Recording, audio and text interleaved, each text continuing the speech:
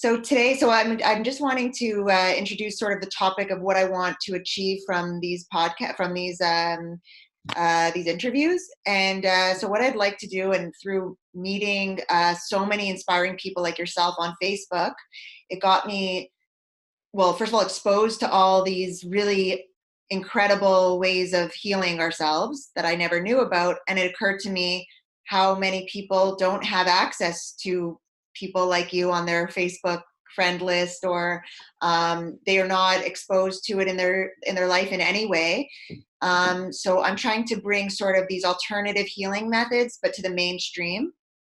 Yeah, So yeah. yeah, so this is you're my first guest, and Wow. yeah, I'm really like, I've been following you for a few months now, and I've learned so much from you. So I sort of want to I'm going to ask you, how long have you been on this healing journey yourself? Okay, so thank you. By the way, I've learned a lot from you as well. It's always a mutual learning process. So with me, it's in 2009. I got into not even physical health. I got into self. Was woken up by being depressed, suicidal, and my life just not wanting to be here. So I did a lot of self-improvement. From rock bottom, I decided to take action and face my fears and become more sociable because I had social anxiety. So I spent, and I'm still doing that, still healing from the social anxiety. Believe it or not, I'm quite socially anxious. It might not come across like that, but I am. But in regards to physical health, I realized 8 years in, finally, that their physical health is very much tied into emotional health. So it's no good, in my opinion, just working on emotional health. You have to do both emotions and work your diet and your physical body in order to be as healthy and happy as you possibly can be. So yeah, so it's All 2 years now. 2 years since I've been into 2 years and a bit since I've been to physical health. As some beginner, really. How about you, Alison? I don't actually know how long have you been into physical health, or? Yeah, well, also about 2 years of really woke, conscious physical health. I was, yeah, I feel like I feel like the shift happened when I felt empowered to be in control of my own health. So that Yeah. happened when I started to control.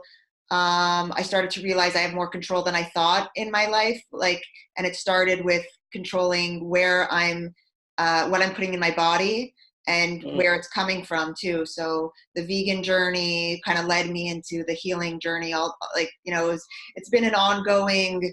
It's like swimming through endless layers of healing, and mm. I'm a beginner now too. So. Yes, it's exciting, isn't it? Because we're 2 years in, and I'll be honest with you, I've learned so. I'm sure you're the same. I've learned so much in the space of 2 years, and it comes so far in terms of my physical health.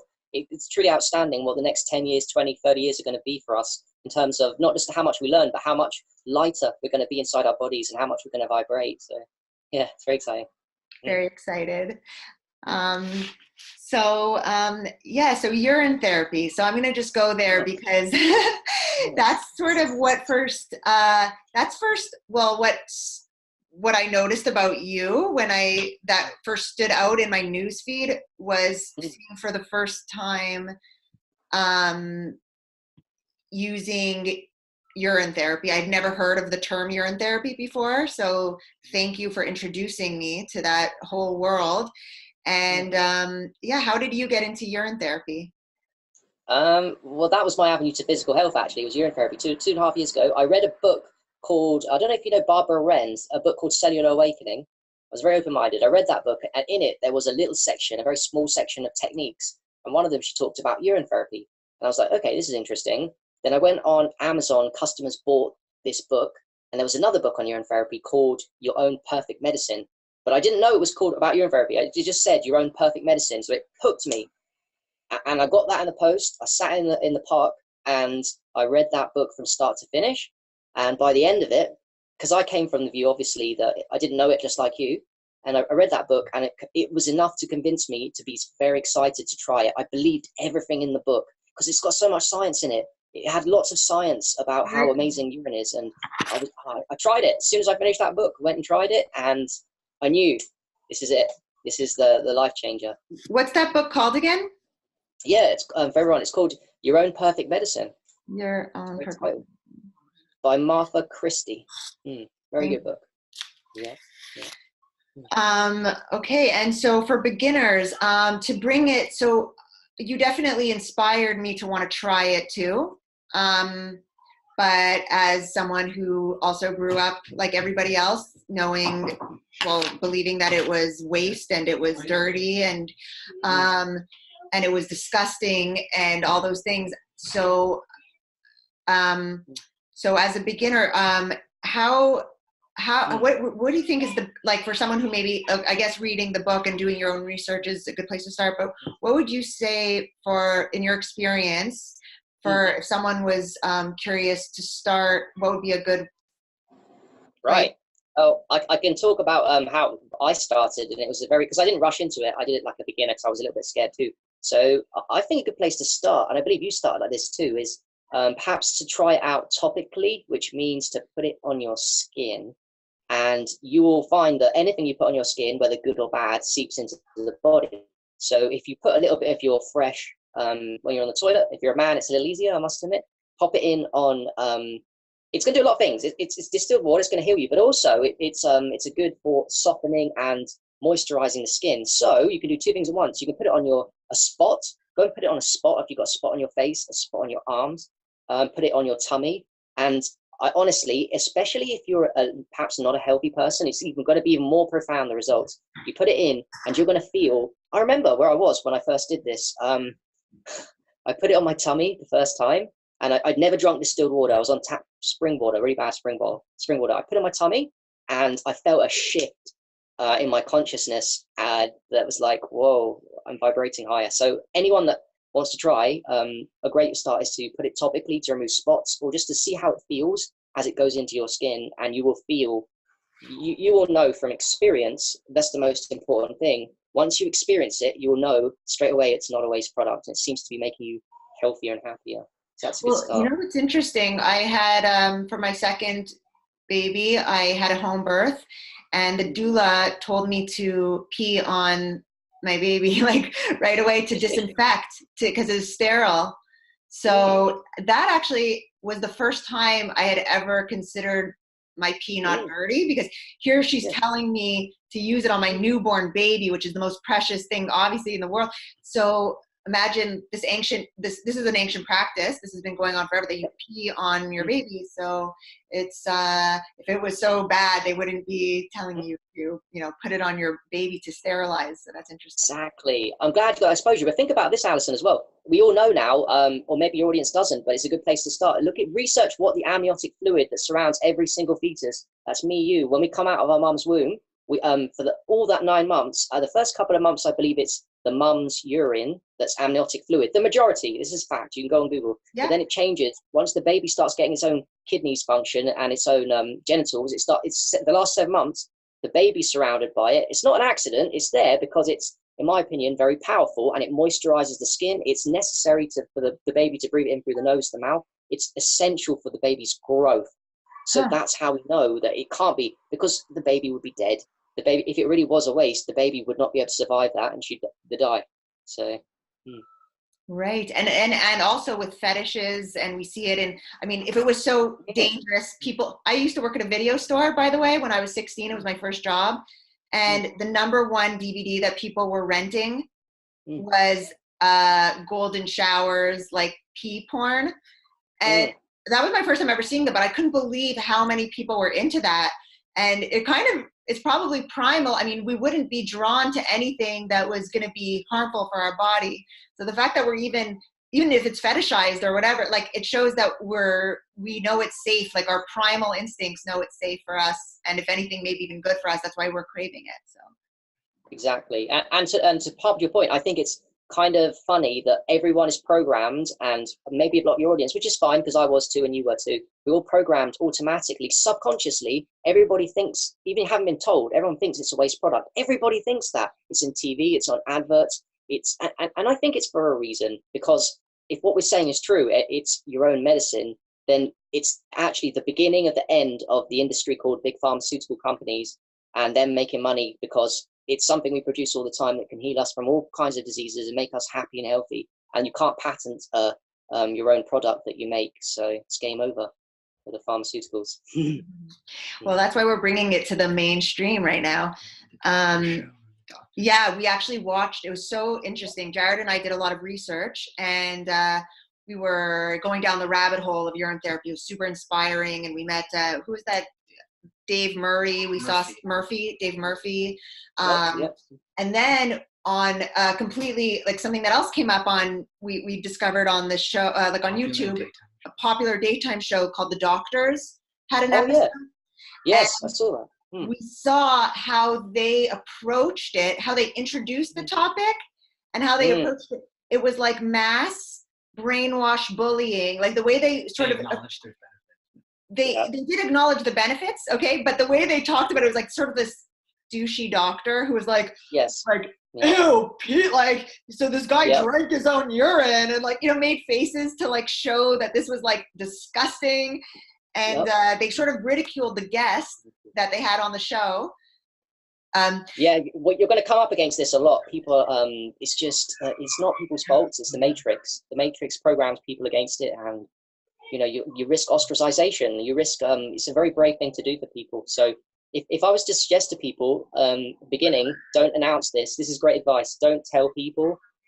Keep it to yourself, because it makes life a lot easier. You don't need to tell people about this. If you want a nice, easy existence, just do it privately, and don't promote it. You know, like we're doing, like me and Alison are doing right now. Don't promote it.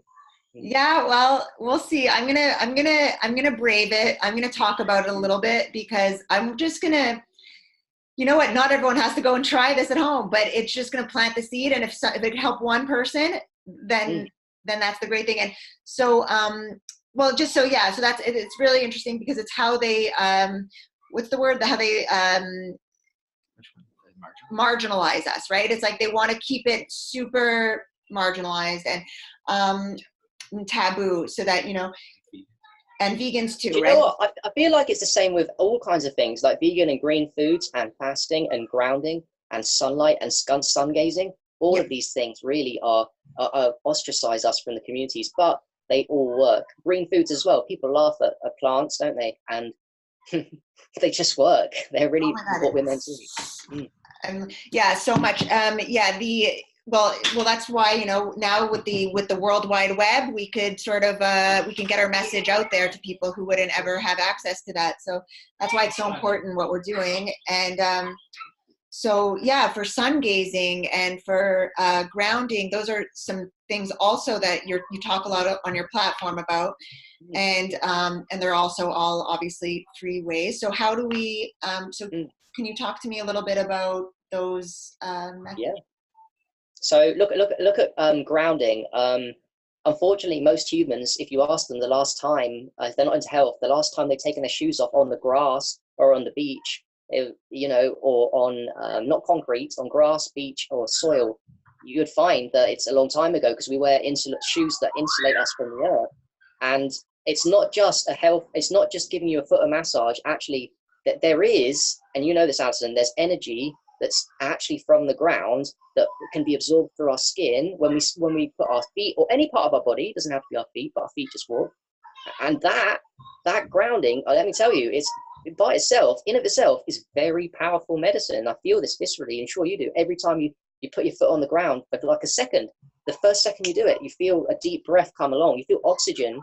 You know that oxygen we have in chlorophyll in wheatgrass and in green plants? You feel the same thing from the ground. You start getting that deep breath, and that deep breath heals you. And there's something going on there. There's something actually going inside your body.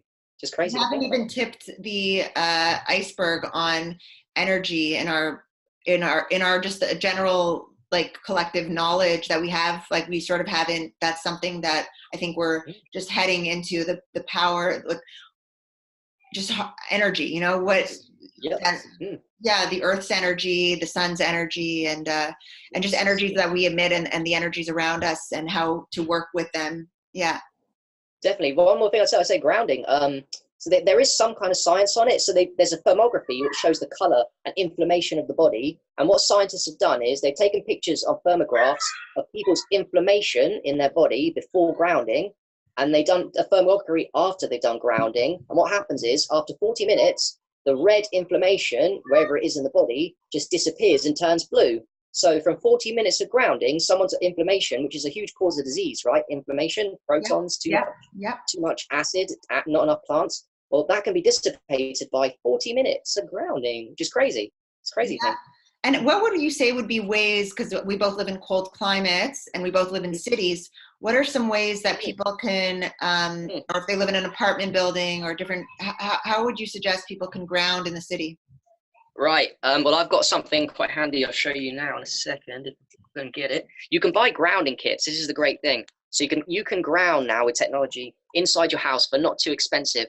Half sheets, which you connect with a grounding rod or a plug to the earth.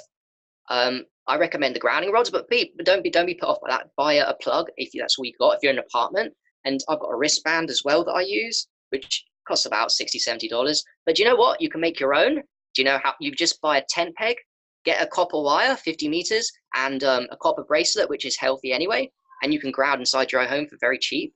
Wow. You can buy grounding shoes as well. I've got grounding shoes. So if you don't want to step on dog poo in the park and you're scared, you can do that. What are the You can have soles? grounding mat. What are the soles made of in grounding shoes?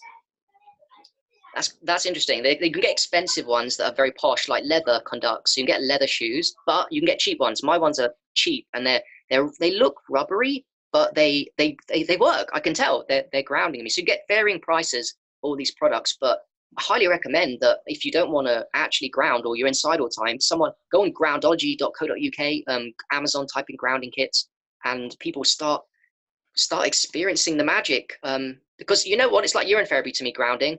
We can talk about it all day. You might not believe us, but as soon as you try it for yourself, as soon as someone tries it, Exactly. and then they start sleeping better, they start breathing better, and their pains go away, they'll know what we're talking about, that it's true. So Mhm.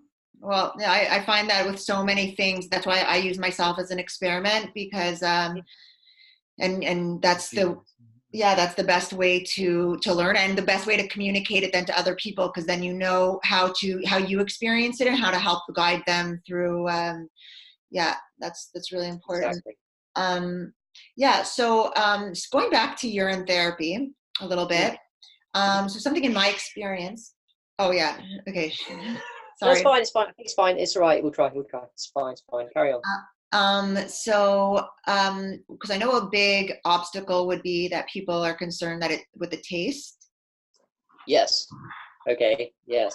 Mm-hmm. So, what do you suggest are ways to try it for the first time, ingesting it for the taste? And Right. Well, there's many options. I'm a bit more extreme, so I just went for it, and I must admit mine did not taste good. However, there are options. Now, I've got no problem, and no one has any problem with diluting it down with something you really like orange juice, green juice. What's your favorite drink? Even in teas, even in coffees, if you're still drinking coffee, just put a little bit in and dilute it and start, and then you'll see a difference. So start with whatever you're willing to do, and the taste won't be there because you're diluting it down a lot. The medicine will be less, yes, but you'll experience it. You'll experience it, and then you get addicted. You'll start experiencing the bliss, and then you're thinking, maybe I'll have a little bit more tomorrow, a little bit more. And do you know what? It's a slow process. I'm sure it's the same for you. Initially, you don't like it, and you're like, no, but you get used to it. It's like anything, isn't it? Like riding a bike. You have to learn somehow, and it's not yeah, fun at the beginning. But well, like you hot just yoga want to for try. me did that. I was like really put off by it. I do extreme hot yoga. Like I love to sweat, and I used to hate it. Now I crave the sweating. So yeah, I know how and interesting about sweat actually. Speaking of urine, sweat. It's interesting. So I learned I used to shower right after Bikram, but then I learned that to let this is from an old wise teacher. She told me let the sweat absorb back into your skin because that's essential minerals and nutrients that have to go back into your body. So you don't want to wash those away because those contain so much of our, because when we're sweating out, we're actually sweating out a lot of the minerals and nutrients. So you want to allow it to absorb back into your skin, right? Because our skin, like you were saying, when you put on, so it's interesting how people so the association of sweat, how sweat is also considered gross and dirty, but yet it's healthier to reabsorb it into our body, right? So just the same way I feel that urine is considered like a waste, but actually when it's like it's beneficial to absorb into our body. So I think all these things that are coming like that it's not necessarily that, because people say, oh, we secrete it, so it must be bad. Well, first of all, we eat a lot of animal secretions in our life as it is. My mother-in-law is actually on horse urine. Talk about urine therapy being mainstream. It is in the menopausal world. They've been using it very mainstream, taking pregnant horse urine. So it's funny how that's totally acceptable and not disgusting, but using our own. And so to that, when people say how it's just because it's waste, it's disgusting. Well, I say, yeah, we ingest a lot of secretions that are considered waste. And also that just because we secrete it doesn't mean that it's garbage, right? It's like we're secreting, like it means that just because it's coming out of our, like, it's good. It's not waste. Yeah.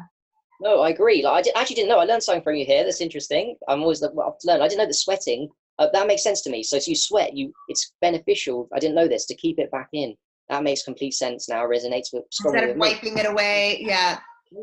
That's very interesting. You know as well with the waste. There's not just urine. Think of compost. Think of compost. What's happening with compost? That's going back into the earth and regrowing.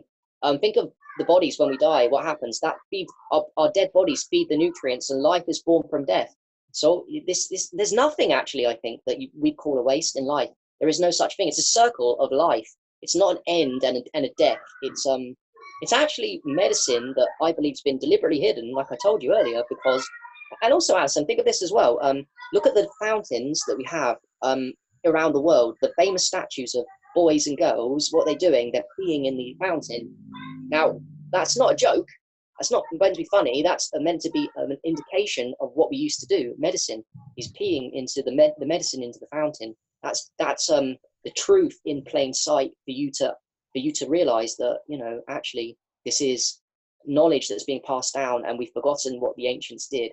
And it's very true that the ancients have done this, the wise ancients, and I'm very glad that somehow this information has got to people like me and you, because I passed it on to you, you're going to pass it on to other people, but someone passed it on to me, and it's a cult knowledge that somehow I'm very grateful for, because there are many things that are good for us, but this one, just the implication of us making it all the time, has the power to change it in such a profound way with zero cost as well. So people that are of no money can be very healthy, very healthy.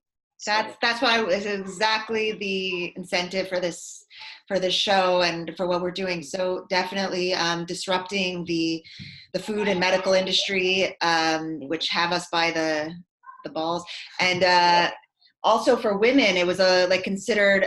We've been taught that our menstruation is waste, and all these ways of suppressing, and all these ways of making us feel dirty and making us have to hide it and shameful. And it's such, also the way we're supposed to do it is actually bleeding into the earth, because it's giving, like you were saying, giving back. It's very it's life force for going back into the earth and healing.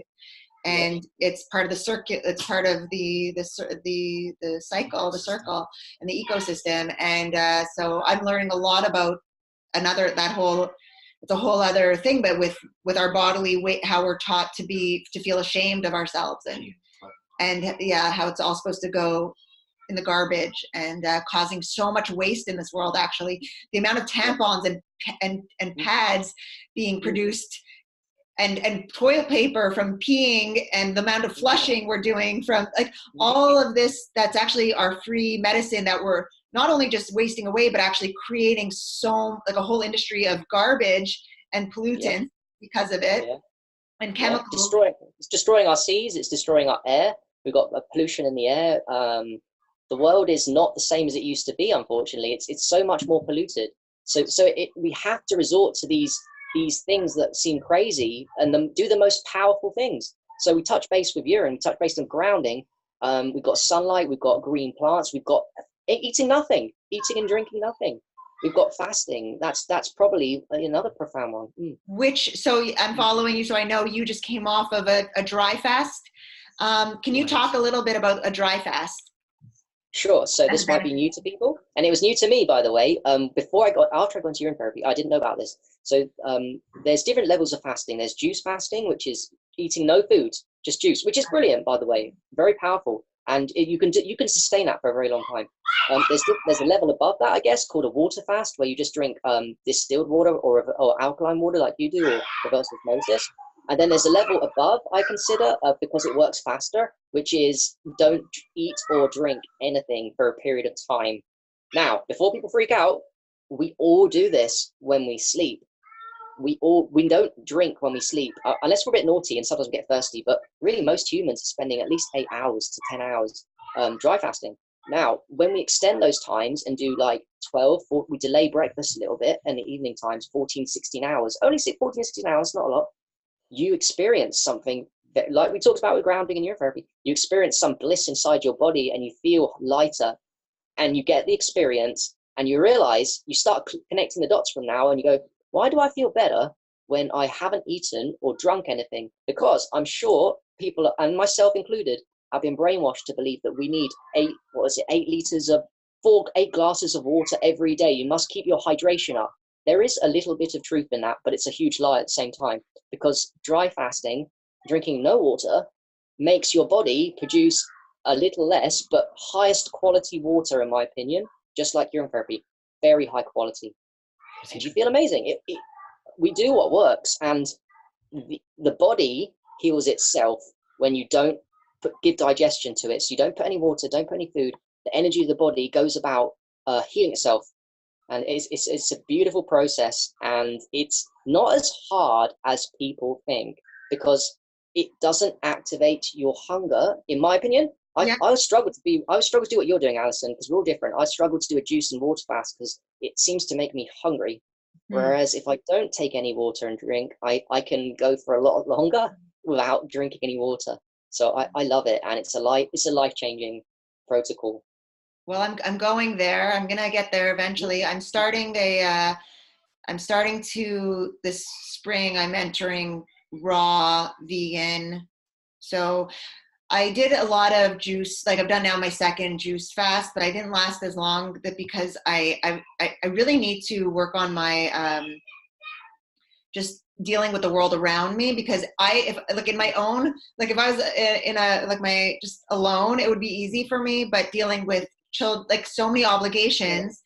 Yeah. So I did start with, like, I've started the path to fasting with intermittent fasting, like you were talking about, just spending a little longer each day, which is something that I think everyone can try, no matter whatever their life is, they can always extend a little bit and just push your limits a little bit, right? Yeah.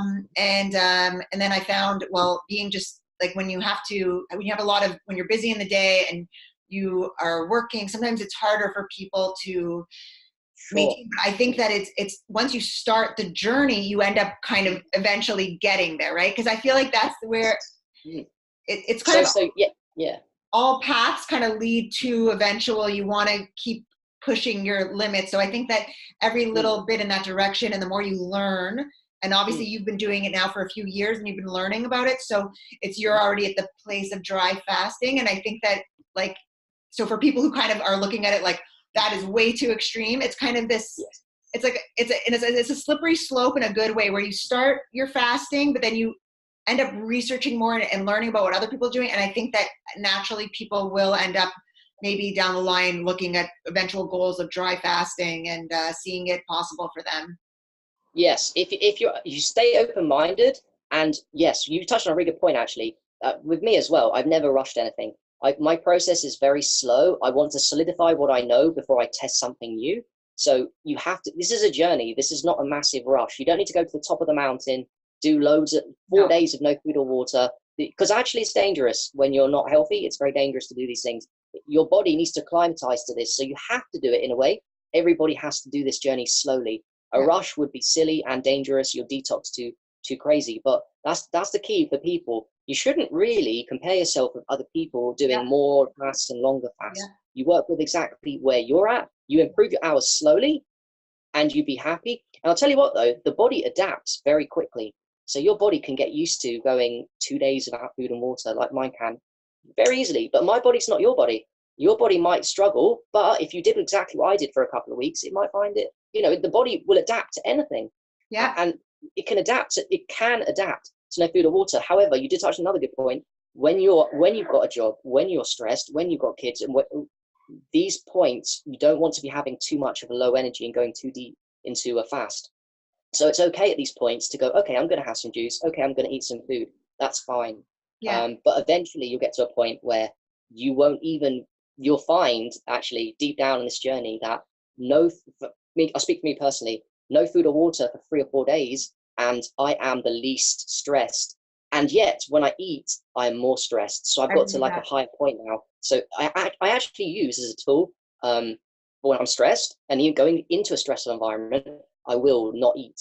So I've completely flipped the switch now. My body's just calmed me down with nothing. I You know love what's so it. interesting? Our bodies naturally do that when we're feeling stressed or when we're getting sick, right? The first thing that goes is our appetite.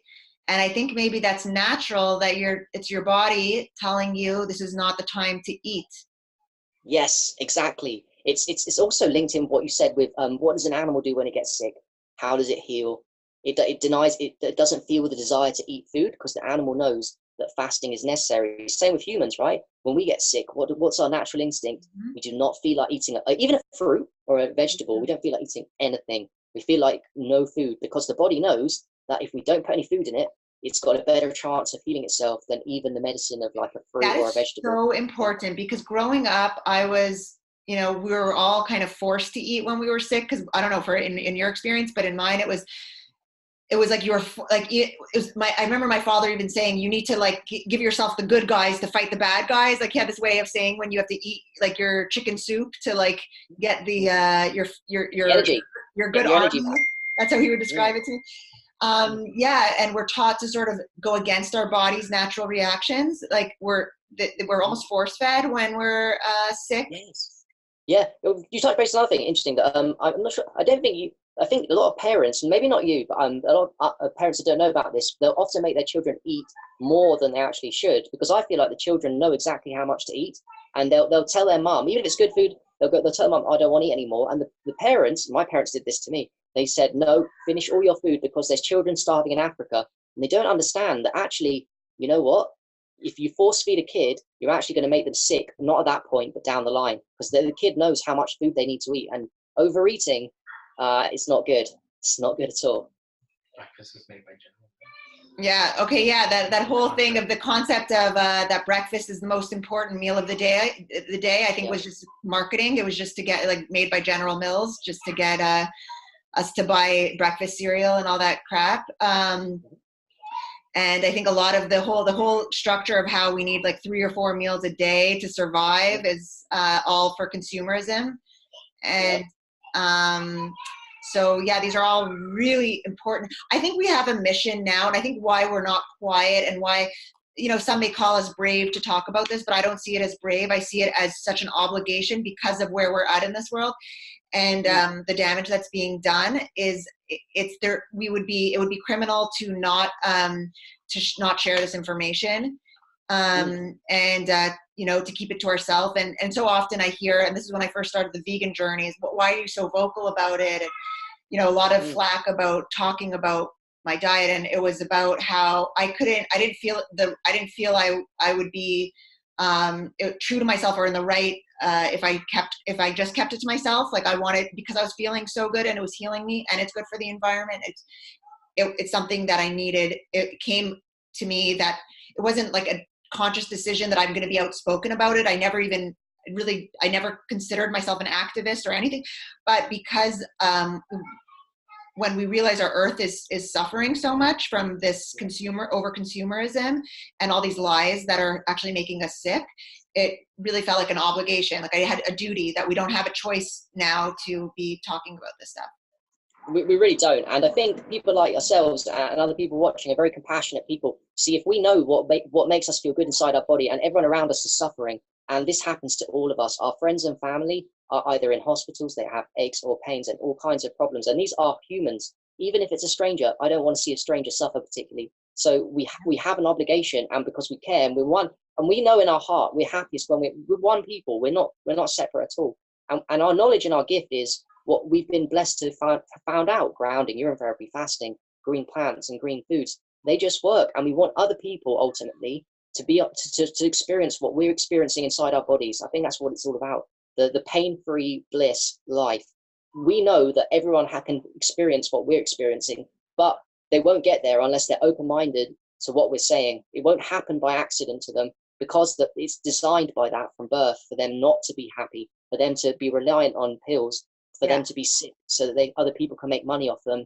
And it's when I think about it, it's a perfect system of money and maybe conspiracy, whatever it is. It's corruption, money and corruption. And I think it's a really good point that you say that, well, first of all, the best place to start is just exposing people to these things, because it's just igniting the possibility, right? That's the first place to start, is just planting a seed of an alternative way, and that we're using it on ourselves and feeling amazing. But also that you said, it's like, we don't want to live in a world where people are unhappy around us. Like, I don't want to live in a world with sick people. Like, it's not going to make me really have a great life, even if I'm thriving and radiating with positive energy, if everyone around me is sick and unhappy and making the world miserable. So yeah, we have a definite, like, it's not even selfish. I mean, it's not even selfless. It's selfish to want to help other people to make the world. Exactly. And if you go deeper, I think that's kind of why we're here, to become the best expressions of ourselves, everybody.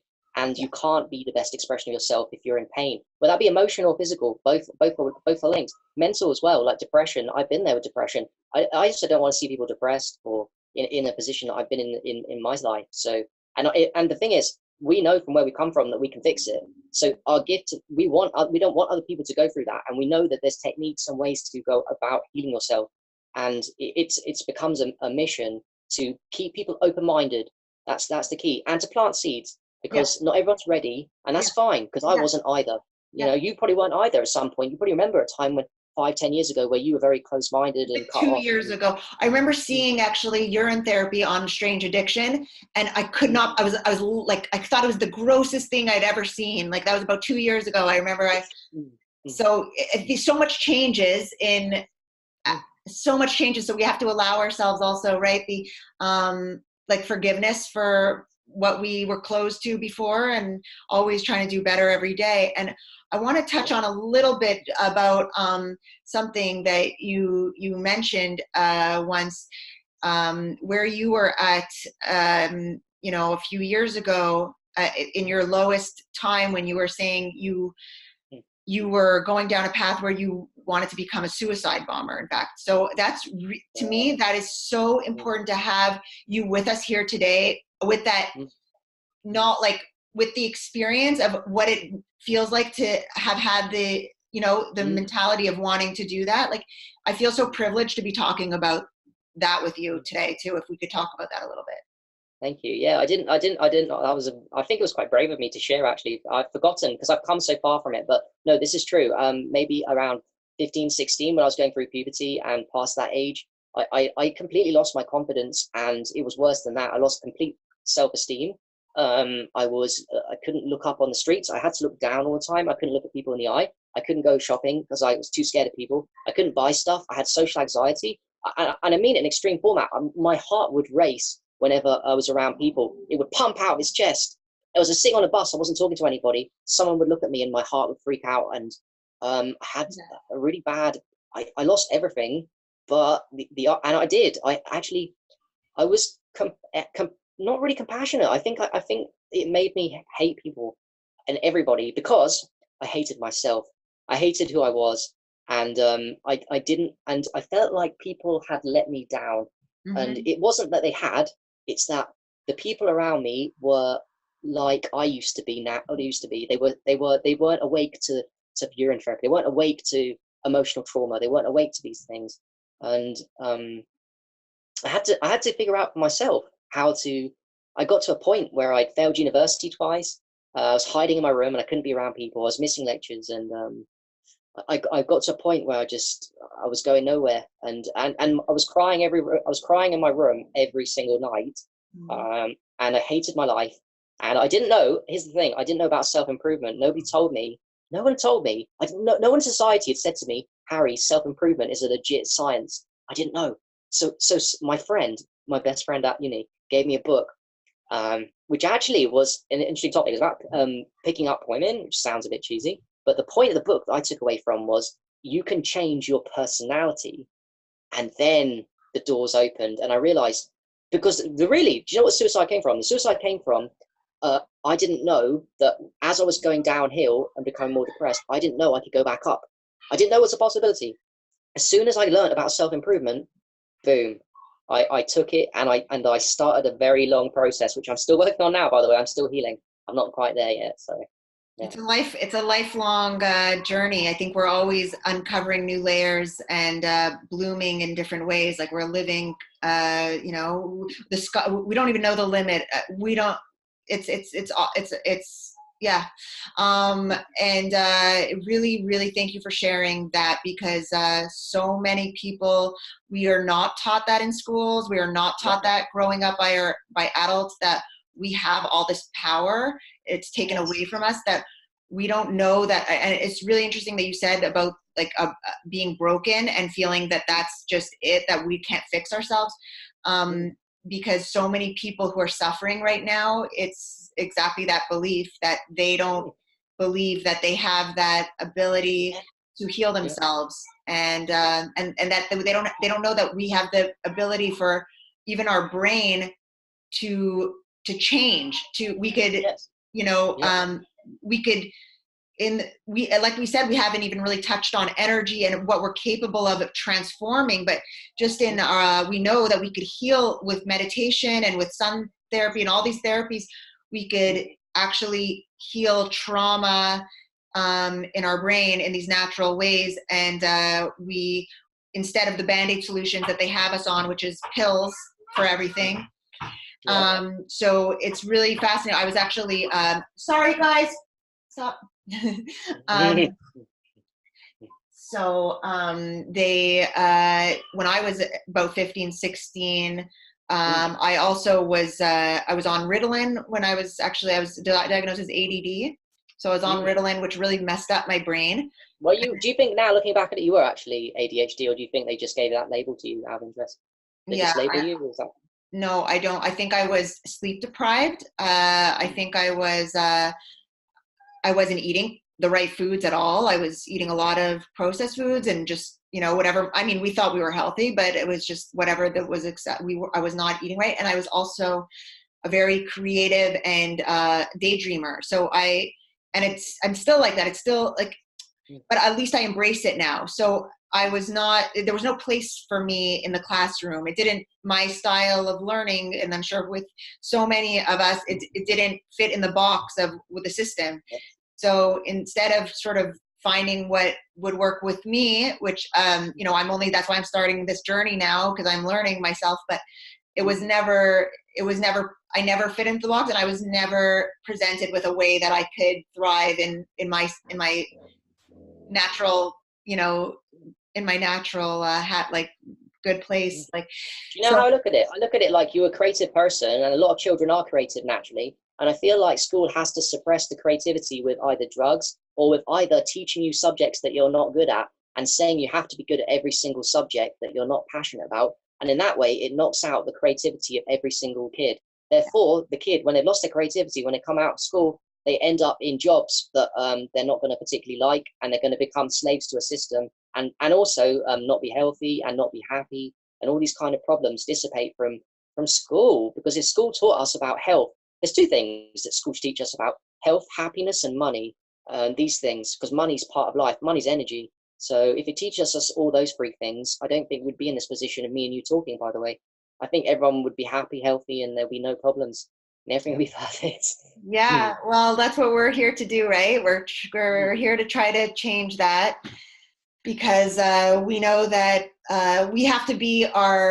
we're almost taking care of the young person inside of us right now, and we have to be that adult that they needed, and to the rest of the world, right? To share this information with young people who could go down the path now of becoming a terrorist, or they could go down the path I was headed, maybe to, I don't know, prostitution. I had no sort of self-worth. Like, I was a floating, so many people go down in these downward spirals, and they cause us to have mass shootings and all these, you know, because we're not preventing these issues and we have the power to do that right now with our voice and sharing our all the research that we've been doing. And I know that for like you're a great wealth of knowledge for me. I don't have the time to read all the books that you've read, but when you give these little tidbits, they're so dense with so much amazing, like really like dense information. So yeah, and I thank you, because you're bringing all of the stuff that you've learned along the way to out there, and I'm trying to do the same. And we're, you know, if we could just now we have the ability to talk across the world, which is incredible, and learn from people all around the world, and we're unifying, and we can't be silenced as much as we need to sometimes. This is too powerful a movement, all these healing techniques that are accessible to all and free for the most part. And I hope that people who are now following you should follow Harry. He's really awesome to follow. I love following you, and just hearing people sharing their wisdom is just, that's the way we're gonna get, like, one person at a time. Because I know I was completely, if I hadn't come across your page, I would have eventually. But it's funny that I actually just heard on Reddit that there's a big meme going around that vegans live on piss and grass. I thought that was kind of funny, because these are kind of the things that, it's so funny how it's ridiculed, but these are the things that, first of all, are the most abundant. Yes. And they're considered like, they're free, and they're just we're taking them so for granted. They're so taken for granted. And so I kind of chuckle to myself that, well, God, if only everyone knew that that's true, like we couldn't live on basically piss and grass. And it's almost like they have to mock the truth, because the truth goes through 3 stages, I believe. There's a quote. First, they fight you first, then they ridicule you, then the truth becomes apparent to everybody. So they're at stage 2, a lot of people. They're going to ridicule you until the truth comes out. I will. I'm sorry about this. I'm going to have to cut it short. No problem. I understand. But we do another. I'll tell you what. Would you be up for doing another part 2? I know it's still recording. Absolutely. This was so great. Thank you so much. Okay. Thank you very much, Alison. Thank you guys for having me. And yes, we'll definitely do a part 2 next week. And I apologize. Press the end record. End record. Okay. Thank you. Okay. Bye, Harry. Bye.